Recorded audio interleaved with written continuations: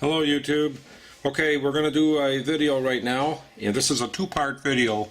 We're going to show you to take apart this little 642 J-frame Smith & Wesson revolver, which is an airweight. It's a little airweight unit here.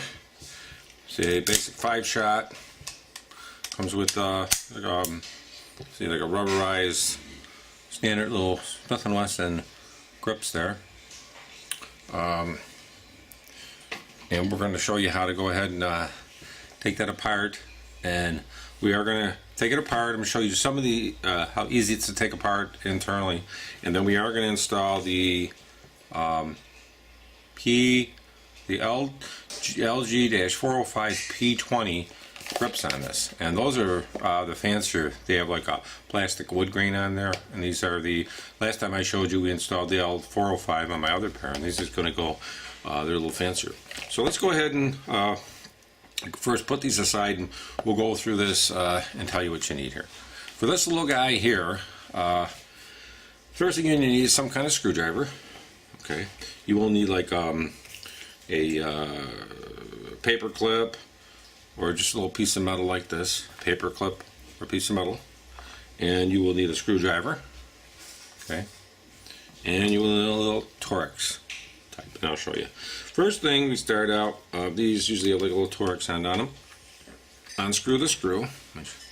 You'll see us right there. Let's get that out. They come apart pretty fast, and you would lift out the grip to expose the frame. You take that out. That comes out. Now you basically have, you know, your revolver here. What you can do is you flip this guy over. Get your screwdriver. Just be real careful you don't want to bend anything here. Sometimes you can use a plastic one.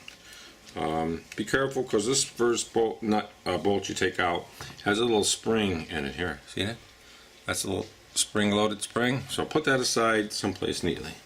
Take the other screw.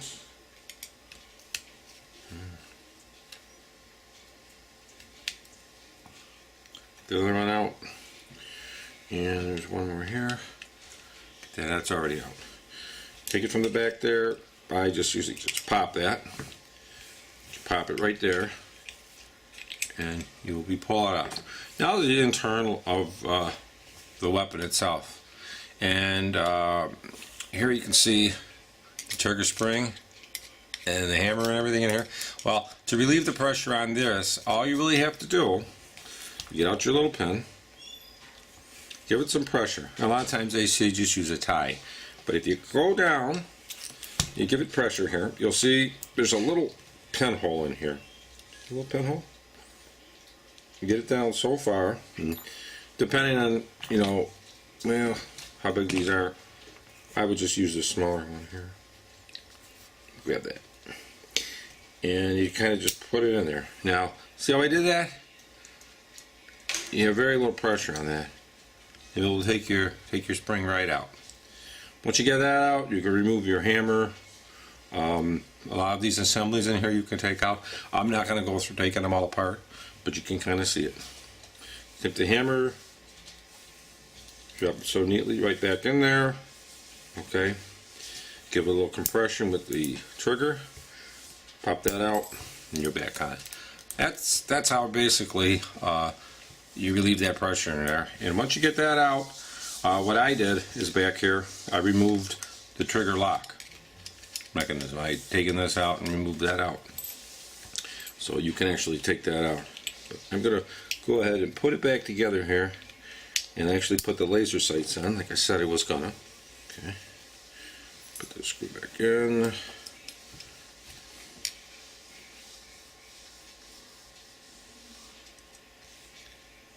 Put that back in there, ever so lightly. Yeah, I give it a little tap. Okay, put the screw back in here. Now the screw I still have out for a purpose, and we're gonna just leave that out. I have that out for a purpose. So. Now what we're gonna do is we're gonna flip this back here, and we're gonna put our new laser sights in. These are basically the Crimson laser. When you open this, this comes in a little plastic bag. You open this guy. little plastic bag, and you have your little laser sights in here. Yeah, these are nice ones. And they open up inside. You have a place for each battery. So let's get the battery and pop that bad boy in there. The batteries are in a little like this, and if you push them up like this from the bottom, you can pull them out. There's 2 batteries.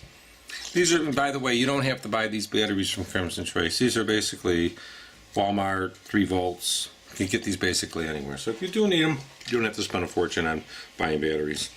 You don't have to get them. So they're just standard batteries. There's a positive and a negative side. Slip it in at an angle like that. Push it, it snaps in. Same thing this way. You push it in. Bing. To test it, you can always close a unit and press the laser. So you will get that. That's a pretty bright laser there, see it? Okay, and then all you really have to do is open this. Kind of take the weapon, put it in here.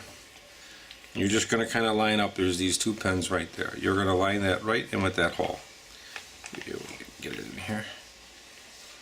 You line it right with the hole. You push that down. Give it a firm grip like this. If you want to double check if it's, give it a little light and double check to see if it's working. Alright, you can lay it down. There's some screws that come in here. One is longer than the other. The longer one is going to go in there. The shorter one is going to go in there. Get out your handy dandy screwdriver. Pop that bad boy in there. It's just standard. I'll give you a little close up here. You can see the gun a little bit better. And here, like I say, there's a little screw. Just ever light, just like anything, never, and that's enough. Now actually, look at this little guy. Okay. You do have these stickers, and I had put them on before anyway. It's they come with the little stickers for laser. Basically, like I say, it's nice. I'm gonna back up here and show you something. Really nice sight picture. See that with the laser? It's just actuated, so when you just squeeze that grip, that laser's gonna hit, and you're gonna get it. As you can see, this is a pretty bright room.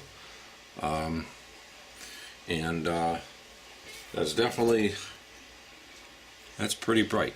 These lasers are bright. It's pretty bright. I got 2 lights on, and if you're looking down that barrel, it's kind of, you could block it if you don't want it. You can just, you know, kind of have your finger there, and it doesn't matter. You press on that little button there.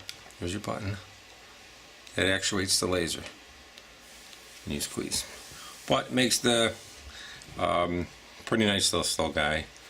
It makes to make this little. I really like these 642s, and then the old ones I would take and put them back in there. And which are, you know, I would just keep it, and you can put that away. I have like a toolbox where I keep all this stuff, and we always do keep all our guns loaded. So then we load it back up, and I put this in here. And like I said, I have a few. You know, I do, you know, like the lasers. You know, this is for a SEG. Give you a close up of that. That's for a SEG. This one's, like I say, for my other one we did earlier. It's the LG 405, which doesn't have the wood grain, and this is the LG P20, which is a little bit better one. What we're going to be doing soon, and so as I get that, we're going to have a pretty good review on here.